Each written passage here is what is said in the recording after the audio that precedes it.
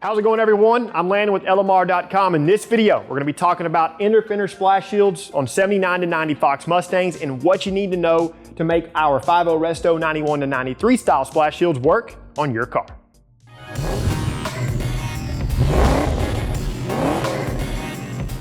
Let's start out with a brief history lesson first. Ford retooled the inner fender splash shield in the 1991 car to accommodate the redesigned fenders. Both of these changes would allow for additional clearance for the 16-inch pony wheels, which were added as a wheel option for the 1991 model year. For years, Fox Mustang splash shields were unavailable in the aftermarket until we released our 5.0 Resto 1991 to 1993 style splash shields. So with recent feedback from customers, we went ahead and set aside some research and development time to dissect the fitment for 1979 to 1990 cars. After installing multiple sets onto different cars here in the shop with different wheel and suspension setups, we were able to collect enough information to pass it along to all of you. So, in a nutshell, our 5.0 Resto 91 to 93 style inner fender splash shields will install directly into a 79 to 90 Fox Mustang without any additional modifications. If you would like to see our standalone review and installation video on these splash shields, check out the link in the description. So now let's talk about the clearances. Where clearance problems occur on 79 to 90 Mustangs is when you start to switch out wheels with different widths and offsets, tires with an incorrect sidewall, and different suspension setups that include K-member, spring, and control arm.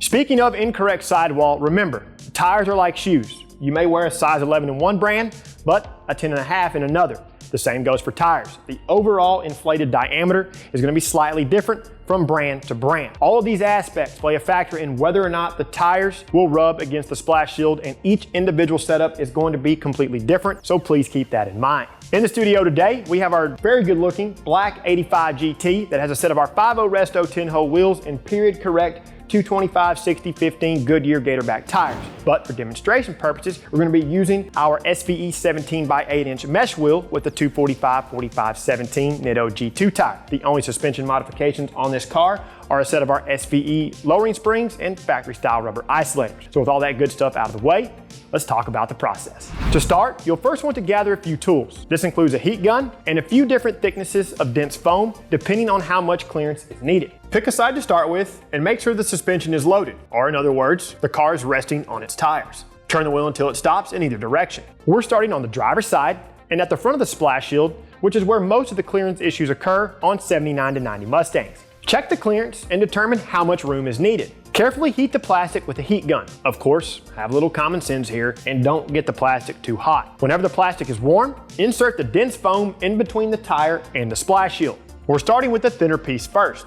Let the foam remain in place for several minutes and allow the plastic to take on the new shape. We needed just a little more room, so we repeated the process and used a thicker piece of foam. Once roughly 5 minutes or so have passed, remove the foam and check the clearance. In our application, we had plenty of room to work with, so it was now time to check the rear area. Start the car and turn the wheel to lock in the opposite direction. Check the clearance and then repeat the same steps that you just did on the front. Just so everyone is aware, the rear area will only have so much clearance as there is a section of body directly behind the splash shield. Whenever you're happy and content with the clearance on one side, you can repeat these same steps for the other side.